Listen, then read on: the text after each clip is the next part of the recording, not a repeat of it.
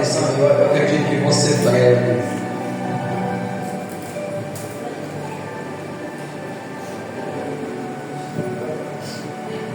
Queridos, o texto que nós lemos,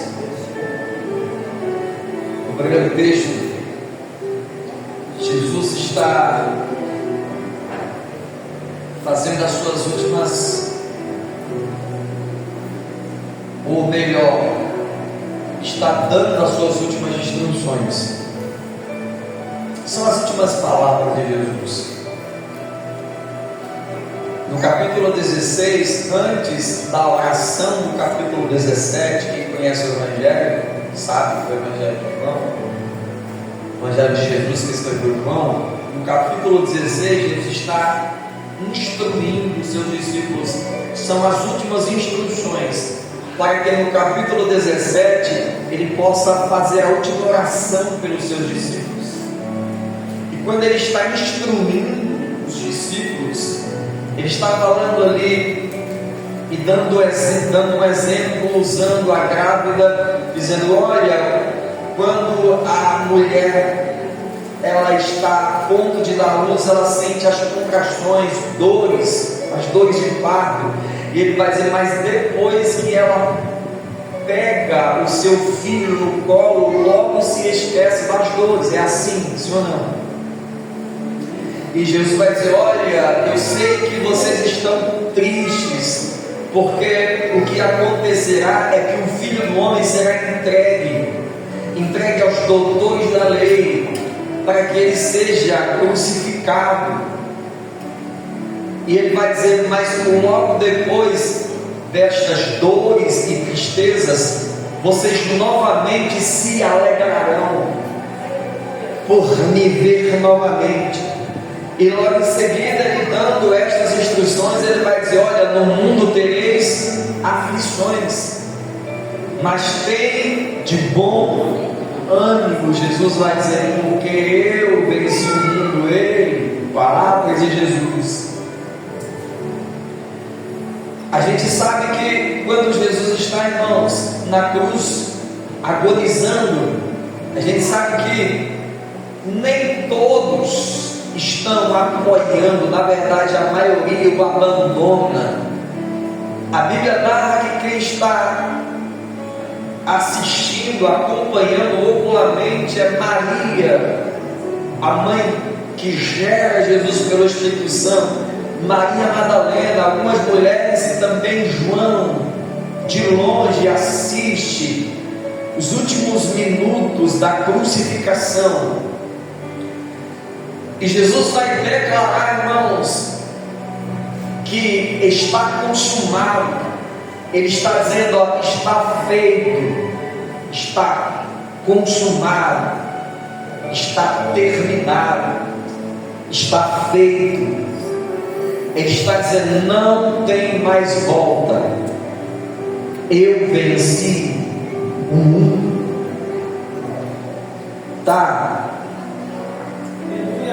Paulo, então, diante de todas estas coisas, vai escrever Romanos, capítulo 8, a partir do versículo 31, e ele inicia com uma certeza tão grande, irmãos, mas com tanta veemência, de maneira tão cabal, que ele vai dizer assim: olha, se Deus é por nós, quem será contra nós?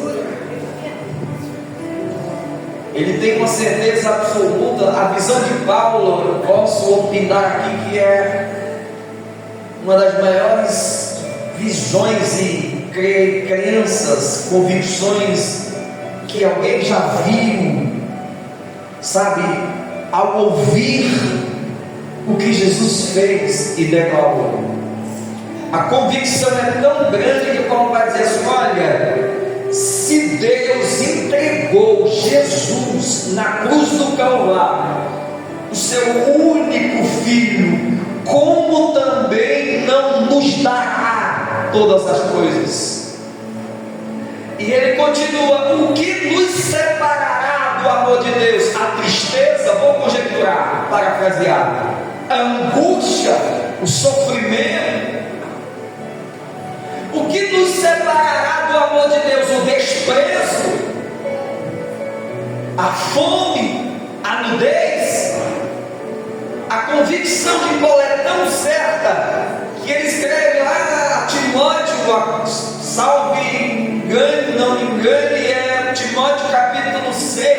do versículo 6 e 7, Paulo está dizendo: porque nada trouxe para este mundo e nada levarei, tendo porém o que comer e com que me vestir, com isto estarei contente.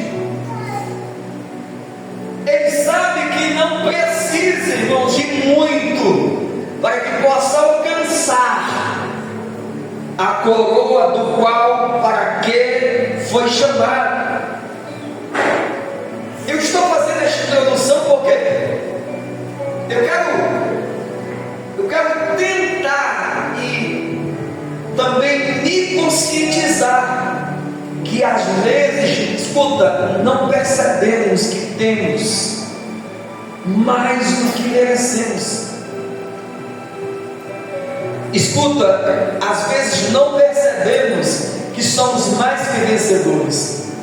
Paulo começa a dizer: olha, nada nos separará do amor de Deus, nem os anjos, nem a profundidade. Ele continua dizendo: olha, nenhuma criatura, nada pode nos separar de Deus. E depois ele faz uma conclusão, só para abreviar aqui, ele vai dizer assim: olha, porque somos mais que vencedores. Eu procurei, irmãos, os dicionários e procurei saber comentários teológicos que significa mais que vencedor, e não encontrei. Existe vencedor, existe campeão, bicampeão, tricampeão, tetracampeão, pentacampeão, hexacampeão, mas não achei o que significa. Existem super campeões, mas mais que campeão não encontrei. Está além de qualquer vitória que você possa imaginar. Aleluia. O que é mais que vencedores? Pode estar dizendo: nem a morte impede que possamos nos tornar vitoriosos. Pode estar dizendo: nem os anjos, nem o porvir, nem o passado. Não há luta nenhuma na face da terra que possa nos impedir de sermos mais que vencedores. Jesus está dizendo assim: olha, eu já venci, acabou. Na verdade, a gente tem uma errônea percepção que a gente está tentando vencer, e às vezes as pessoas nos enganam com palavras, sabe, fúteis, que você não vai vencer, que você não vai conseguir, que não vai dar certo, que você é um perdedor ou uma perdedora, que alguém venceu, mas você não venceu. Percebe? Tem pessoas que estão em um estado que na sua mente humana você perdeu, você está perdendo. Aí Paulo diz assim: não, nós somos mais que vencedores. E é o interessante, o mais interessante é que Paulo escreve para os cristãos que estão em Roma.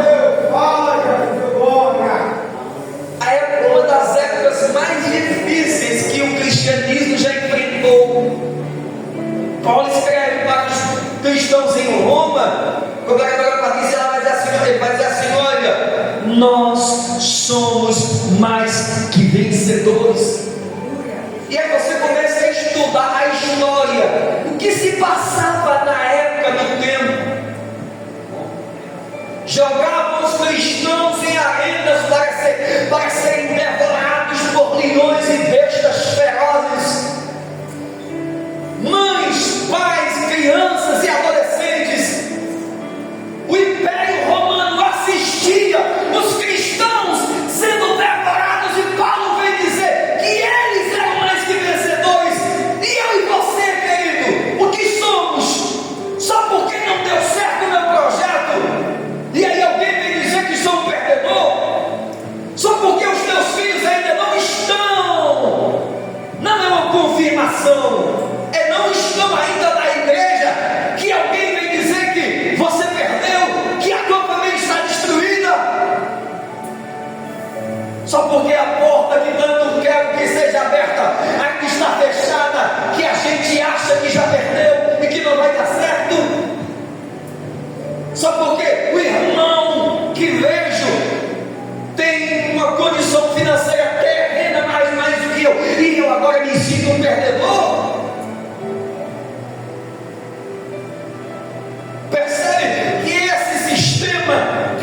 mero passageiro está nos enganando.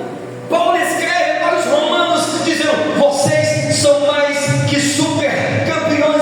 Querido, Roma colocava os cristãos em postes de madeira, colocava azeite e fogo à noite. Eles iluminavam as ruas da Roma antiga.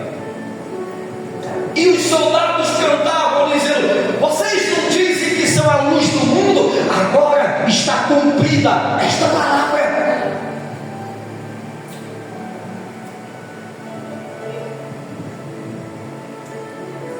As mulheres grávidas eram cortadas ao meio e muitas abriam o ventre delas, matavam as crianças, as que estavam gestantes de 8, de 7, 8 e 9 meses. Os soldados abriam com as suas espadas os ventres dessas mulheres, jogavam as crianças para cima e aparavam com as suas lanças e colocavam gatos ferozes e outros animais dentro do ventre dessas mulheres e costuravam. E Paulo vem dizer que esse povo é mais que vencedor. Então não me venha dizer que você é um perdedor só porque eu não tenho a mistura que eu quero e eu me sinto já um perdedor, só porque não tenho o sapato, a roupa que eu quero, só porque a maioria não está me aplaudindo, eu estou cabisbaixo e não quero mais vir para a igreja. Eu fiquei pensando, meditando hoje na igreja, aos prantos, pensando como é que seremos apresentados à igreja gloriosa quando chegarmos lá em cima. Missionários que morreram na China, no Japão e tantos outros países que não se renderam. Sistema islâmico mata centenas de missionários todos os dias, eles não se rendem. Como seremos apresentados a esta igreja?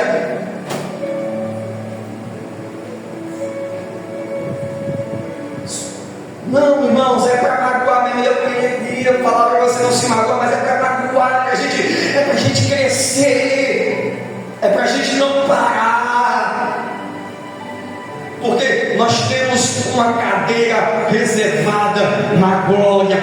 Faremos parte do coral celestial. Eu tenho certeza absoluta que você vai pegar na mão de João Batista e vai dizer: valeu a pena, João, perder a cabeça e não se corromper e não se render. Eu tenho certeza que você vai pegar na mão de muitos que não se renderam e ele vai dizer para você: valeu a pena. Aleluia! Eu quero dar um abraço em Nabote que não vendeu a sua vinha para Jezabel e para Acabe. Eu quero dizer para você: você foi um exemplo para mim. Você não vendeu aquilo que o teu pai te deu, você não negociou a herança do teu pai. Aleluia, glória a Deus. Isso. Quem tem mais coragem dá um glória. Quem tem mais coragem dá um glória. Paulo vai dizer: vocês são mais que vencedores. A arena romana não conseguiu parar o povo de Deus. Tem um escritor romano que vai escrever que cada sangue, cada gota de sangue que foi derramada e derramado naquela arena é uma semente, nasceu uma árvore cristã. Era alguém, irmãos, entregando a vida naquela arena e Deus multiplicando o legado deles. Foi por conta disto e desses atos, foi por conta desses atos e disto que a igreja chegou no Brasil. Aleluia, glória a Deus. Há um historiador romano que ele diz que o povo ficava tão tocado, o povo romano, que alguns corriam e pulavam na arena para morrer com os judeus.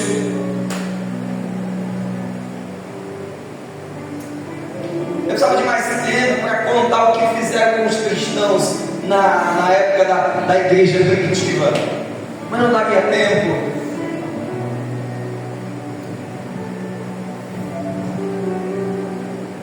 desculpa, eu vou me usar para não magoar ninguém, mas eu hoje me desanimo porque eu acordei e não tinha a margarina que eu quero, não tinha Qualy, eu tive que comprar Vigor. Hoje eu me magoo porque eu não consegui. Glória a Deus, aleluia, Pai.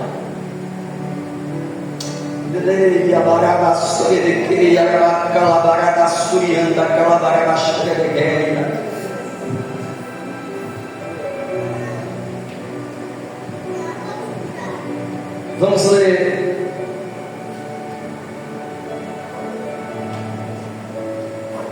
Primeira Tessalonicenses capítulo 2, versículo 1.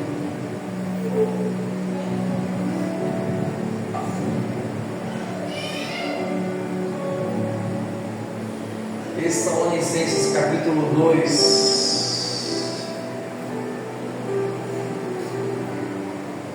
versículo 1.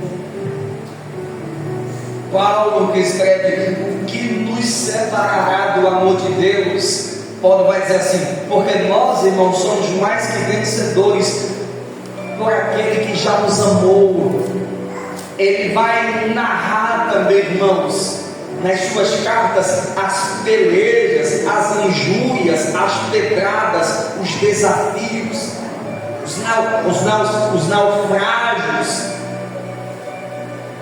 Ele vai dizer assim: olha, para aquele povo, na carta aos Tessalonicenses, o capítulo 2, versículo 1, ele vai dizer: porque vós mesmos, irmãos, bem sabeis, ele vai dizer, vocês sabem o que nos aconteceu por conta do Evangelho. Ele vai dizer, porque vós mesmos, irmãos, bem sabeis que a nossa entrada, ele vai dizer, vocês sabem que nós congregamos no vosso meio, pregamos, oramos, a nossa entrada para convosco não foi em vão. Próximo, ele vai dizer, mas mesmo depois de termos antes padecido, insultados em Filipos, como sabeis, tornamos-nos ousados em nosso Deus para vos falar o que? O Evangelho de Deus com grande combate. Próximo, porque a nossa exortação, irmão, você tem ideia o que significa exortação? Tem gente que acha que exortação é cajada, é palavra dura, é xingamento, é raça de víbora. Não é. Há um texto bíblico, não me lembro agora, que vai dizer: exortai-vos uns aos outros para que tenhais ânimo. O que é exortar? É falar: Yasmin, não para, menina, não baixa a cabeça, não se desanima, porque você está tentando parar, não volta para trás, não retrocede, a tua vitória está perto. Exortar é dizer: Tiago, aguenta firme, porque Deus vai entregar a tua vitória. Você pode exortar o teu irmão que está do teu lado, diga: não pense mais em parar, não pense mais em retroceder, não pense em desistir, porque Deus é contigo.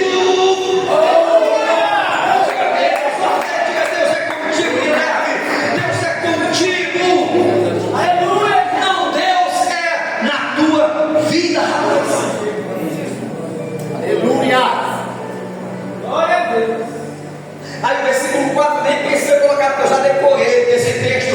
Serviu para ele, irmãos, como um bálsamo em muitos dias e tempos. Paulo vai dizer: porque somos provados por Deus, para que o Evangelho nos seja confiado. Vou dizer de novo. Paulo vai dizer: nós, não é por acaso, irmãos, não é por acaso. Paulo vai dizer: nós somos provados por Deus. Para quê? Porque tem gente que pode não aguenta mais tanta aprovação. O senhor não pode dar uma semana pelo menos? O senhor não? Acaba uma semana, a gente pensa que vai descansar um pouquinho. Segunda-feira, notícia chega. Oh, glória, papai. Santo Deus.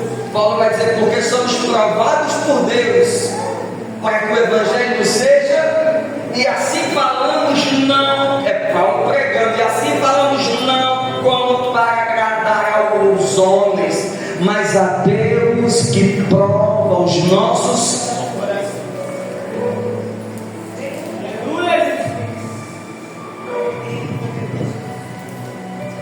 Glória a Deus, aleluia. Paulo foi provado aonde? Em Filipos. Ele chega na Macedônia e vai evangelizar na cidade de Filipos. Não tem igreja em Filipos. Não tem crente. É verdade. Não tem nem sinagoga. O povo de Filipos não conhecia nem o judaísmo, sequer o cristianismo. Paulo começa a pregar, irmãos, e você sabe da história. Ele ganha Lídia e a sua família para Jesus, expulsa um demônio de uma menina chamado demônio de adivinho, coloca um Paulo na praça pública, dão 40 menos umas chicotadas em Paulo, que está na companhia de Silas. Pegam Paulo e colocam na prisão, a saber, no porão da prisão, aonde caem os dejetos dos presos de cima, urina, fezes e outras coisas mais. Paulo está no porão da prisão, mãos amarradas com correntes, pés com correntes, as costas deslaceradas, ardendo, não tem um amigo ou amiga para limpar os ferimentos. Paulo tem Paulo tem por medicamentos urina e cocô.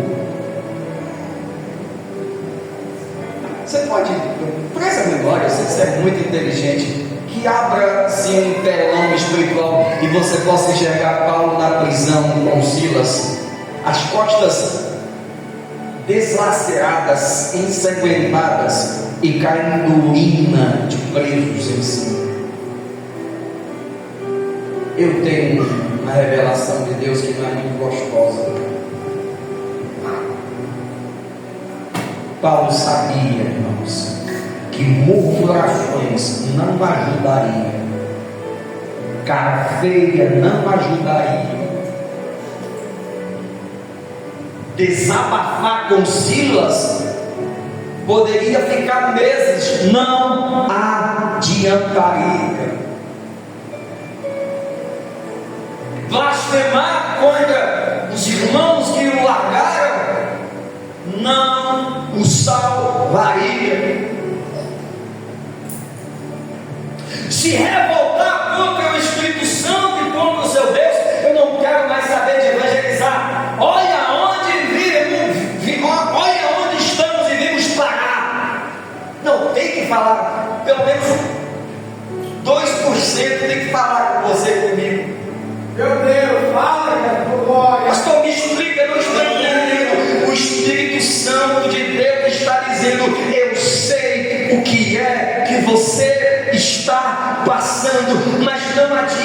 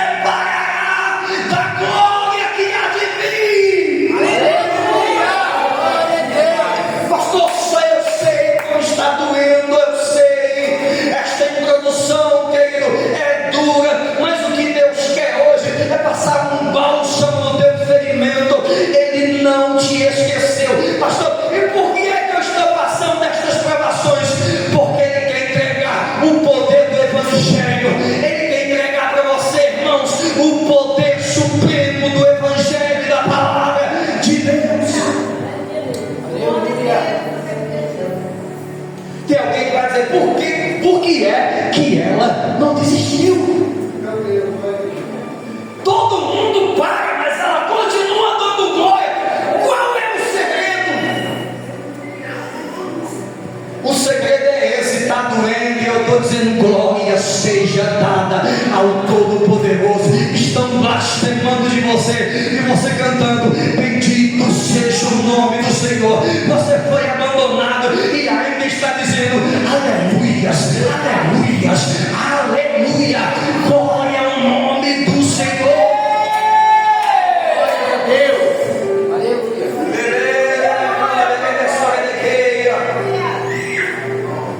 Imagina Paulo mais experiente falando para Silas: muda a cara, filho. Não, imagina Paulo dizendo assim: filho, ficar triste não vai adiantar. Imagina Silas dizendo: você que é mais experiente, o que é que devemos fazer? Imagina Silas perguntando: e agora? Amanhã tenho que enfrentar um gigante financeiro, não tenho dinheiro. Mas a gente vai fazer o quê? Vai ficar a noite toda sem dormir? Que nada. A gente vai dar glória e dizer: Senhor, eu não posso, mas posso todas as coisas naquele que me fortalece. Levanta a mão agora, eu vou profetizar. Tem pessoas aqui que estão enfrentando uma luta terrível, mas o teu glória vai derrubar esses gigantes. Levanta a tua mão. Satanás está tentando destruir a tua casa, os teus filhos, o teu esposo, a tua vida espiritual, mas cada glória que você der vai cair demônios à direita, à esquerda. O mar vermelho vai abrir. Tem gente que já entendeu, mas tem gente que parece que não está entendendo. A cara feia não vai adiantar, irmãos. A cara de sofrimento, a cara de coitadinho não vai te levar à tua vitória. O que é que vai levar, pastor? Da glória, irmãos, da glória a Ele. Dizer que Ele é poderoso.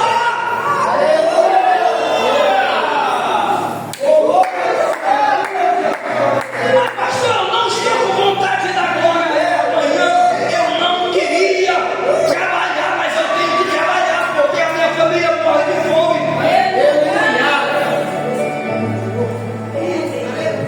Eu sei que se a gente pudesse, irmãos, fazer uma varredura, tem pessoas que diriam: Deus, e a gente tem irmão em Cristo, mas pela hora, eu ia ficar um ano sem olhar para a cara desse irmão. Se eu pudesse, como é que fala? Decidir. Mas Jesus tem, irmãos, em João capítulo, Evangelho de Jesus, que João escreveu o capítulo 13, Jesus tem que lavar os pés de João, de Pedro, de Tiago, de André, de Felipe, de Bartolomeu. Tem que lavar o pé de Tomé. Tomé que disse, quando Jesus os chamou para ressuscitar Lázaro, e os discípulos sabiam que os fariseus queriam me matar. Aí Tomé vai dizer: vocês vão com ele? Vocês estão doidos? Vocês vão acompanhar ele? Vão para a Judeia para morrer com ele? Ele está dizendo: vocês vão. Se dependesse de mim, eu não iria.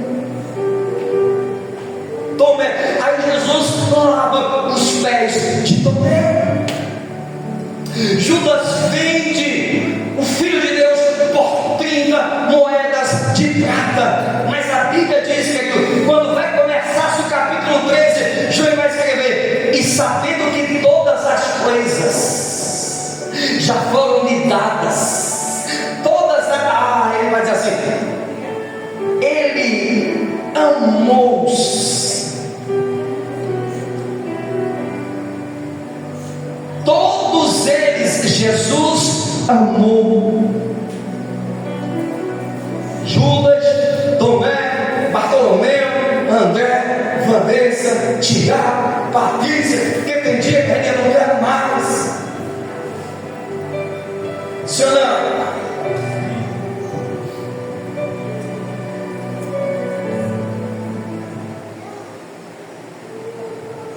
Vamos fazer o quê? O que é que a gente vai fazer para mudar a nossa situação? Adorar.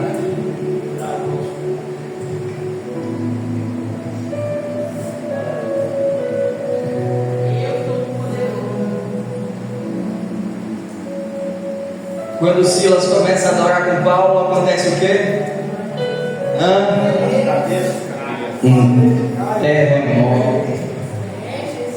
E as cadeias se quebram, cara. Olha para mim, as cadeias quebram apenas as cadeias, as correntes que estavam nas mãos de Paulo e Silas. A Bíblia diz, irmãos, que todas as prisões foram abertas. Por isso que Satanás tenta nos oprimir. Você não vai dar glória não, porque você está triste. Vai ficar quietinha hoje, porque nesta semana nada deu certo. Parece que a coisa está pior. O diabo sabe que com teu glória as prisões vão ser abertas. Eu entro no mistério mesmo. Eu entro sozinho. Já tentou de todas as formas do meu jeito. Então vamos glória. Vamos aleluia. Porque a Bíblia diz que um terremoto aconteceu naquele lugar. Todas as prisões foram abertas. E por que é que os presos não foram embora? Porque já estavam gostando, irmãos, dos hinos de adoração que Paulo e Silas estavam cantando. O mistério estava tão gostoso que se esqueceram de fugir. Aí a Bíblia diz que o carcereiro, irmãos, pega uma espada e tenta tirar sua vida, porque a lei romana dizia que se ele perdesse um preso prisioneiro, ele seria morto, condenado à morte. Quando ele vai tirar sua vida, Paulo diz: ei, não tira a tua vida. Hoje não é dia. Hoje não é dia de ninguém se perder. Hoje é dia de salvação. Paulo ganha a terceira família. Uau! Diga comigo, diga as minhas. Não, que seja como tatuagem, você diga assim: as minhas aflições. Diga as minhas dores. Diga: geram poder de Deus em mim. Tem mais um glória, só da missionária. Tem mais um glória. Tem mais um aleluia para Jeová. Tem mais um gravetinho aqui no começo, lá no fundo. O que é gravetinho aqui? Os gravetinhos não precisa soprar muito, é só já pega.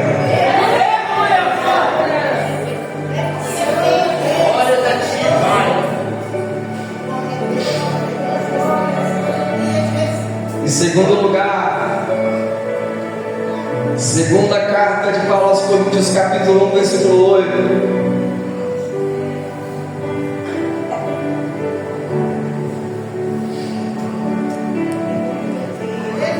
Segunda epístola de Paulo,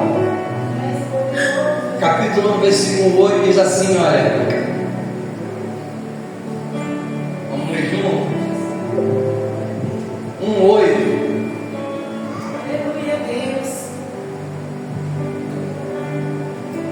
Mas já, porque não queremos, irmãos, que ignoreis a nossa tribulação que nos sobreveio na Ásia.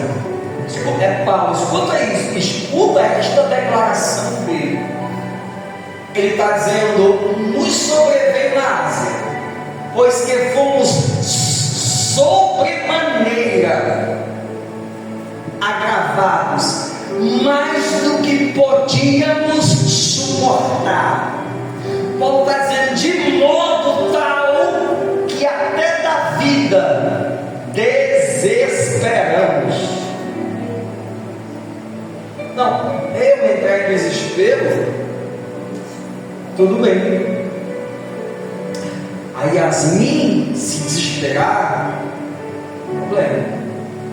Mas Paulo, o grande apóstolo Paulo, diz assim: eu fiquei tão desesperado, que eu me desanimei da própria vida. Mais ou menos assim no grosso, acabou, tem mais jeito. Fala para mim, irmãos,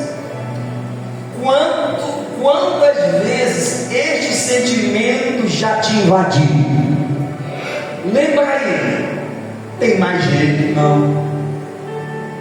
Às vezes eu encontro alguns irmãos assim: pastor, eu estou, nem chega perto de mim. Diz que a pastora Evelyn falou para mim: eu estou ruim, desanimada, estou café nem de uma barata. Deus está dizendo: calma, eu te entendo. Isto é normal. Porque tem dia que eu fico tão sem fé, porque se eu contar para você se escandaliza. Fala: Jesus, como é que vai ser isso? Não aguento mais não. Eu fiquei tão baqueado depois destas festividades. Eu falei: Jeová, preciso ficar pelo menos uma semana sem pisar naquele lugar. Emagreci 2 quilos, eu não estava tão gordinho, tão bonito, tão charmoso. Bonito não tem cabelo, como é que é bonito sem cabelo? Jeová, me ajuda.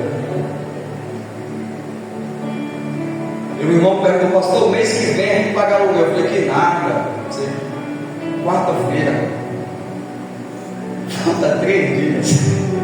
O senhor já tem metade? Eu falei: que nada, na conta lá uns R$50, que usamos os dízimos para pagar, para construir, estamos devendo ainda cartão de crédito. Como é que vai pagar? Aí me desesperei.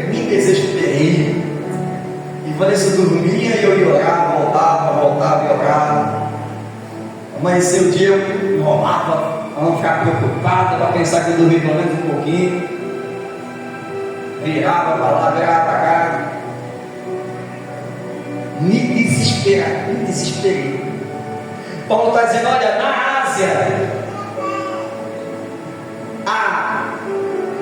a tribulação foi tão grande que me desesperei.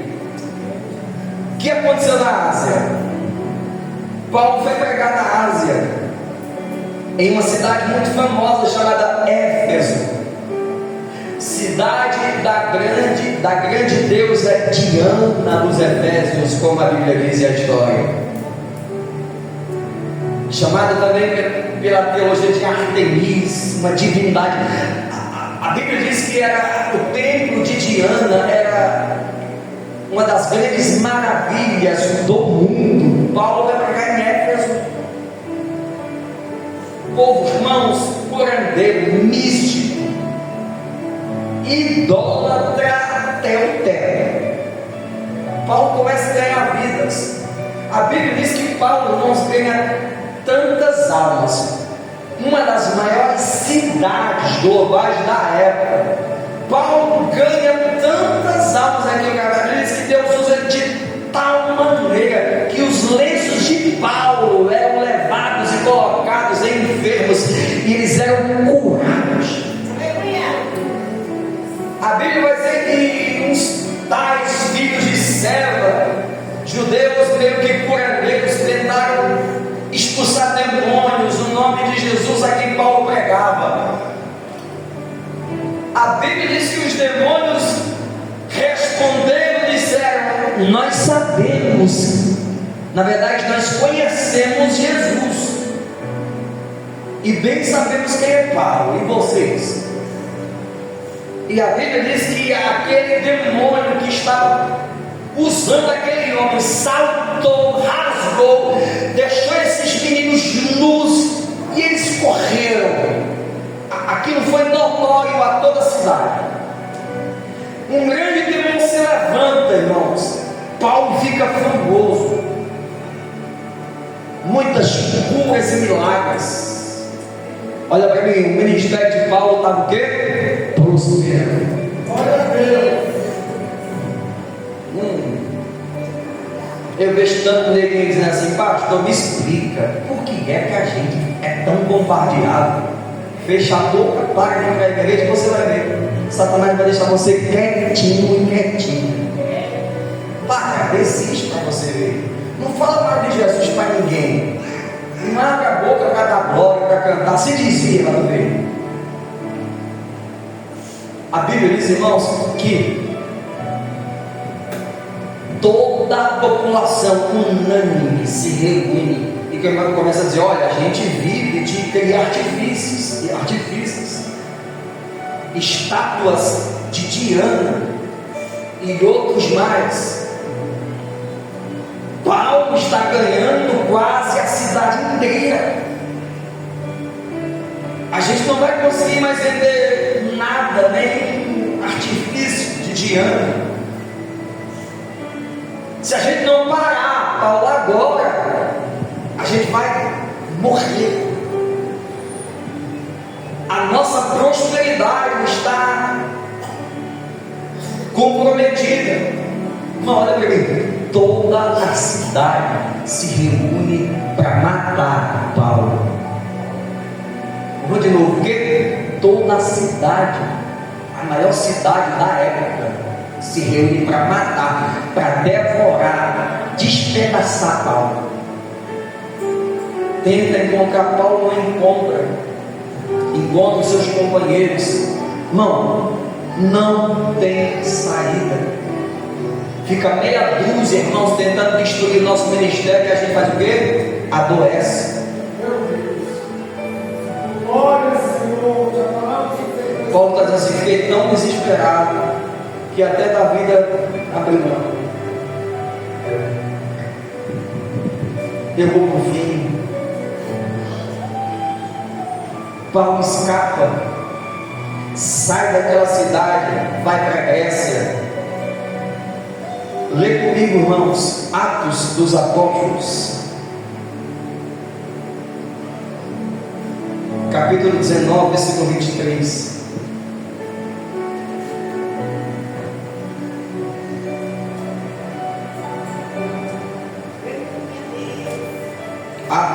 Atos 27, Guilherme.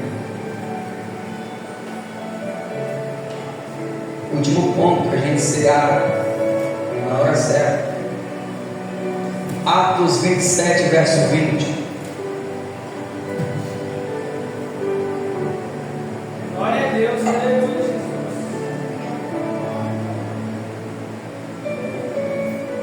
E não parecendo, havia já muitos dias, nem sol, nem estrelas, e caindo sobre nós uma não pequena tempestade, fugiu todas as esperanças de nos salvarmos. Quem de novo está testemunhando, falando algo,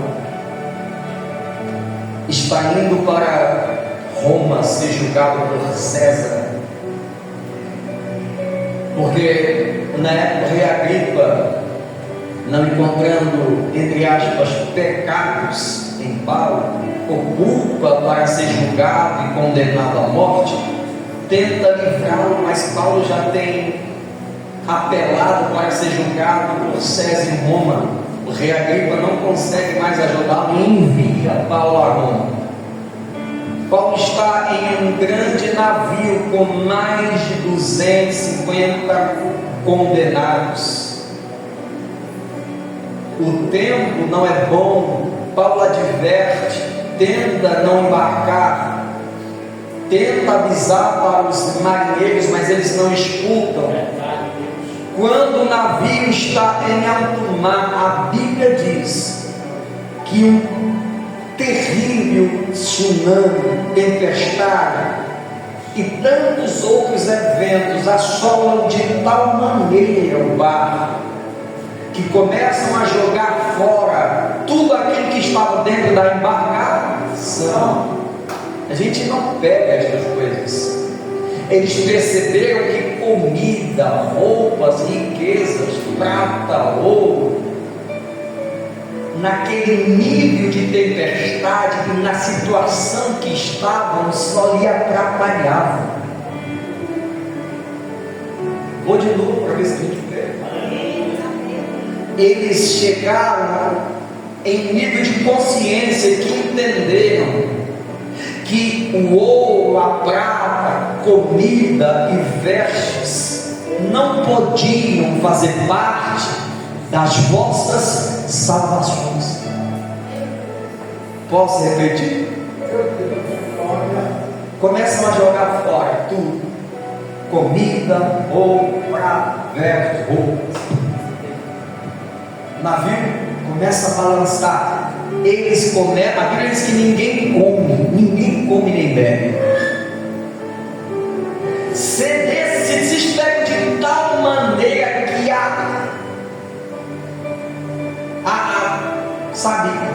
a fome não mais faz parte da vida deles. Eles não têm mais vontade de comer, não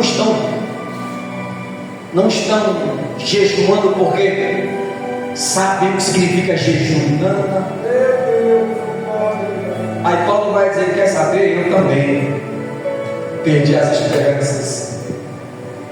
Mas Paulo vai dormir desesperado. A Bíblia diz, irmãos, que Deus manda um anjo para falar com Paulo. E eu queria, irmãos, que este exemplo pudesse falar com você também, com os desesperados dessa noite, com os cabisbaixos, com os contristos de coração que entraram nessa noite. Deus manda um anjo para dizer: Paulo, dorme em paz, descansa em paz, porque o navio vai ser destruído, mas nenhuma vida perecerá, nenhuma vida se perderá. Você pode pegar isso em nome de Jesus? Deus está dizendo assim: olha, roupa, comida, prata, ouro, carro, casa, tudo perecerá, mas se vocês continuarem esperando no Senhor, ninguém vai se perder.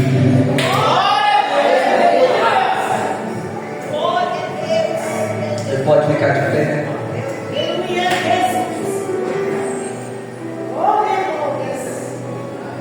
Paulo começa a dizer: irmãos, amigos, esta noite o Deus a quem sirvo enviou o seu anjo até mim e disse: Paulo, fica tranquilo, porque o navio pode se quebrar, não vai. Deus vai dizer por intermédio do anjo: Paulo, Deus mandou te dizer: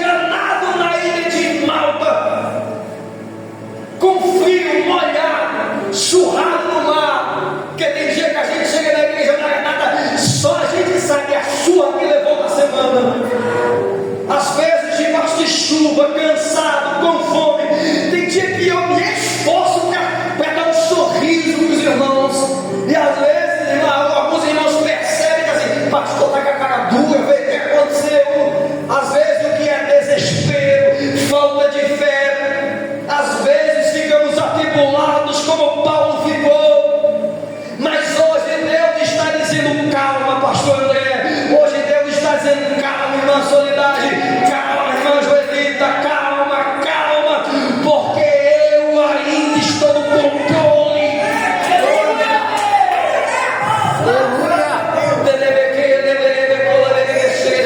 Paulo chega na ilha, irmãos, de Malta, com frio, roupa molhada. O que é que ele faz? Ele não para.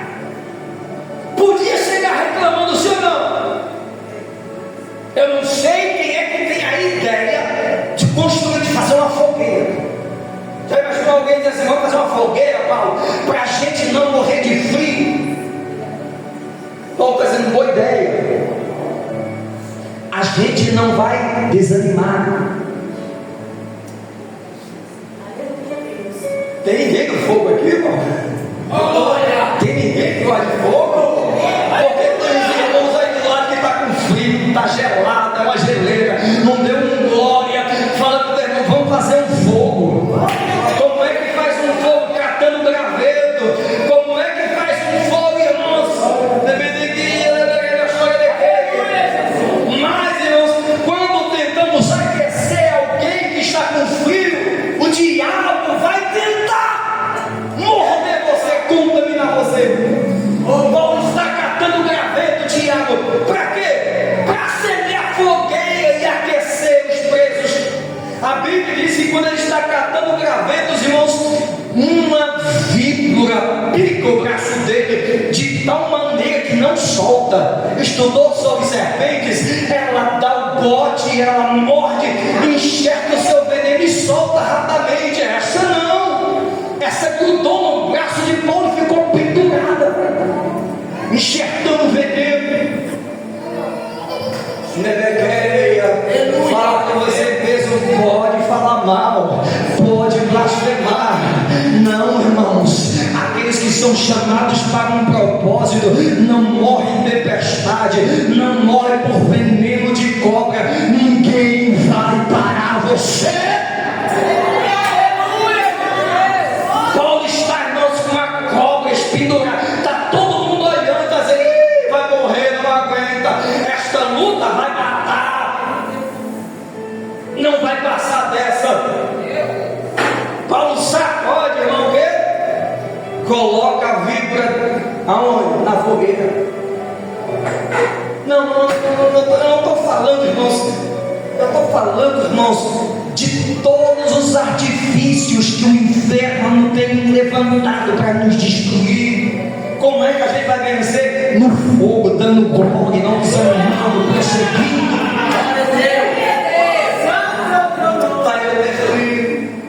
A gente segue 5 minutos. Ó, Paulo está com a onde? Olha para mim. Devia ter machucado, sim ou não? Sim. Você mordido de fora? Machucou.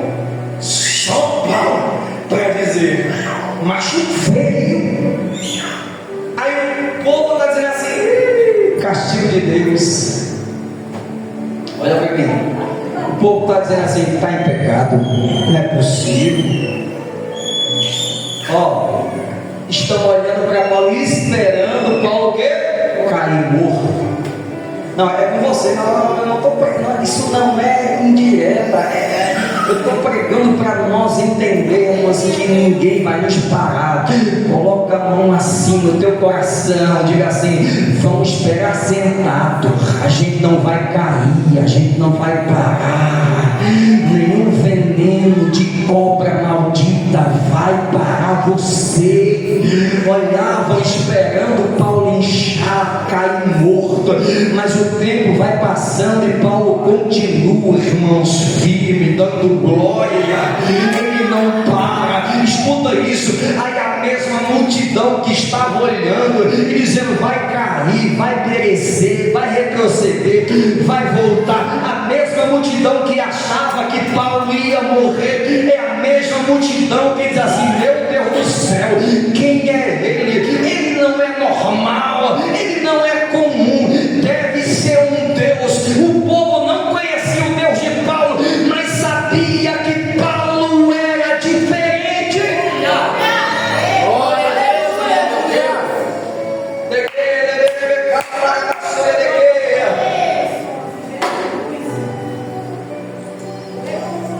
pelo amor de Deus, recebe essa. Situações desesperadoras apontam para manifestações sobrenaturais. Você pode pegar isso? Eu não sei se você está enfrentando situações de desespero, mas eu quero declarar em nome de Jesus: estas provações te levarão ao poder da glória de Deus na tua vida, meu irmão.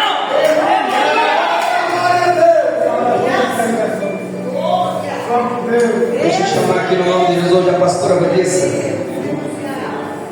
Vanessa está ocupada, né? Então vem aqui. Hoje, vem cá, Yasmin e aí, você vem cá, em nome de Jesus. Me ajuda aqui em nome de Jesus. Escuta isso. Coloca para mim Apocalipse capítulo 1, versículo 12. Um dos últimos discípulos que foram e que foi testemunha e representante do Evangelho, dos discípulos que andou com Jesus, foi João.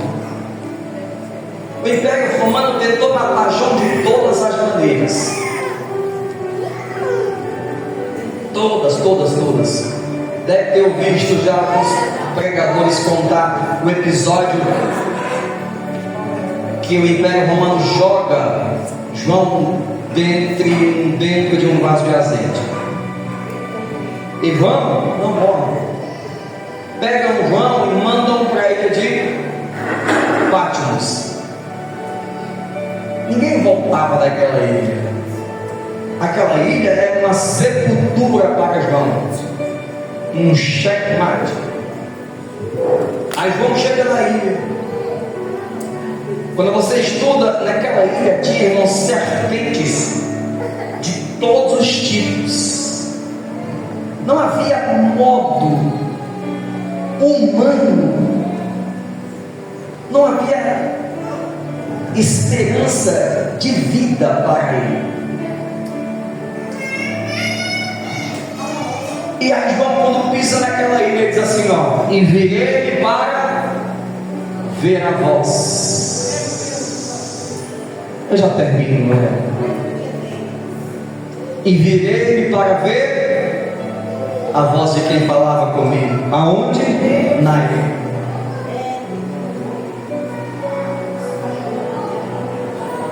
E vendo-me vi 7 castiçais, é bastante.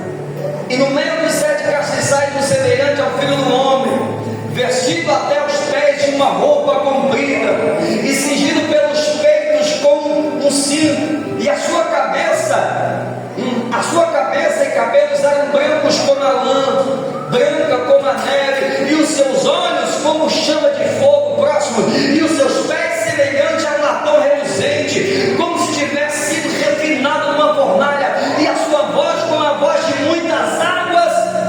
E ele tinha na sua destra 7 estrelas, e da sua boca saía uma espada aguda de 2 fios, e o seu rosto era como o sol, quando na sua força resplandecente, próximo. E eu, quando vi, caí sobre os seus pés como morto, e ele pôs sobre mim a sua destra, dizendo: não temas, eu sou o primeiro e o último, o que vivo e fui morto, mas eis aqui estou vivo para todo sempre. Aleluia! Feche teus olhos. Jesus estava dizendo: João, o fim do teu ministério para muitos, o fim do teu ministério para muitos é o começo de manifestações sobrenaturais. Eu sei que tem muita gente que tem pedido: Senhor, me dá experiências, estou cansado de uma vida normal. Aí Deus começa a trazer você, irmãos, profundo, começa a se levantar problemas, e você já quer parar, e Deus olha e diz assim: você pediu o que não conhecia, Não tem como ter grandes experiências com Deus no raso, em ventos tranquilos. Senhor, nós vamos participar desta ceia. E esta palavra não foi fácil de pregar, Senhor. Não foi fácil de pregar.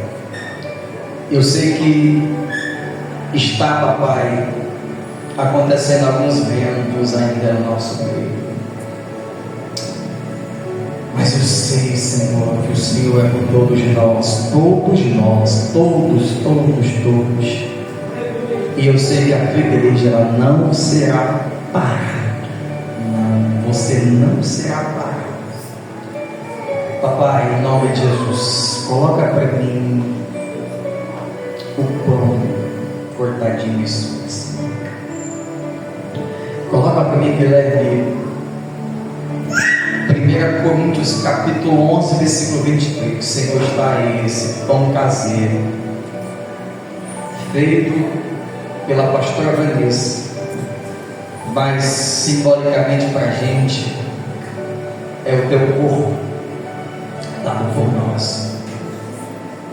Porque eu recebi do Senhor, disse Paulo, que também vos ensinei, que o Senhor Jesus na noite em que foi traído tomou o pão e tendo dado graças, o partiu e disse: tomai, comi, isto é o meu corpo, que é partido por vós. Fazei isto em memória de mim. Se assenta só um pouquinho para você receber o pão. Pode se assentar.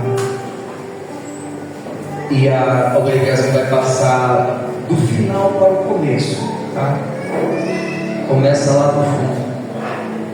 E você, em espírito, começa a memorizar quem você é, para que foi chamado, por que você está aqui. Senhor, nessa noite, o nosso sonho é que algo aconteça, Senhor, aconteça. Pode baixar para mim o fundo aqui, todo o fundo, pode baixar para mim.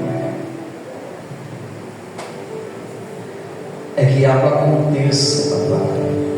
Não queremos sair daqui da maneira que entramos. Às vezes, papai, eu fico frustrado quando chego em casa, porque a vontade, papai, de todo verdadeiro pastor é que haja mudança na vida da igreja. Mas louvo a Deus que nós temos visto mudanças acontecerem. Eu sei que um novo tempo se aproxima.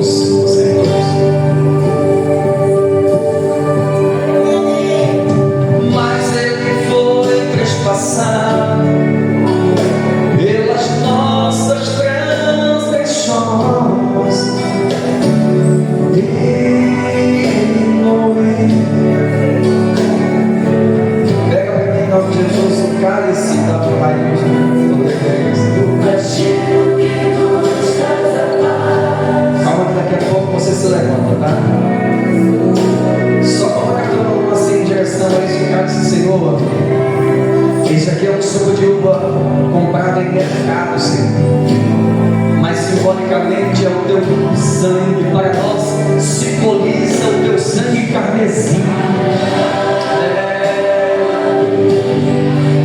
Papai, deixa lá 1 Coríntios, deixa lá.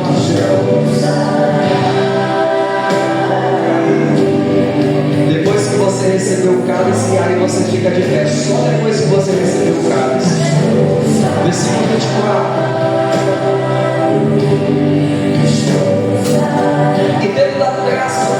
sequência, tomar próximo. Semelhantemente, depois disse que tomou o cálice, dizendo: este cálice é o novo testamento do meu sangue. Fazer isto todas as vezes que beberes em memória de mim. Pode ser virais.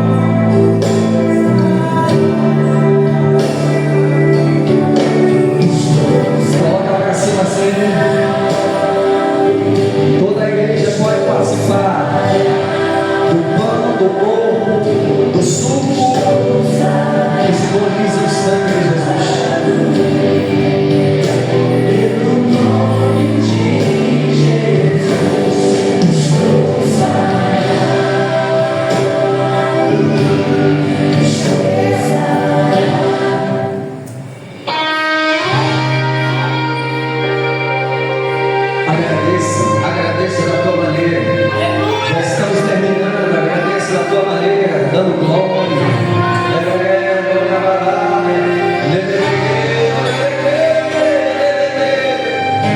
Graças a Deus, mais uma vez participando do Senhor.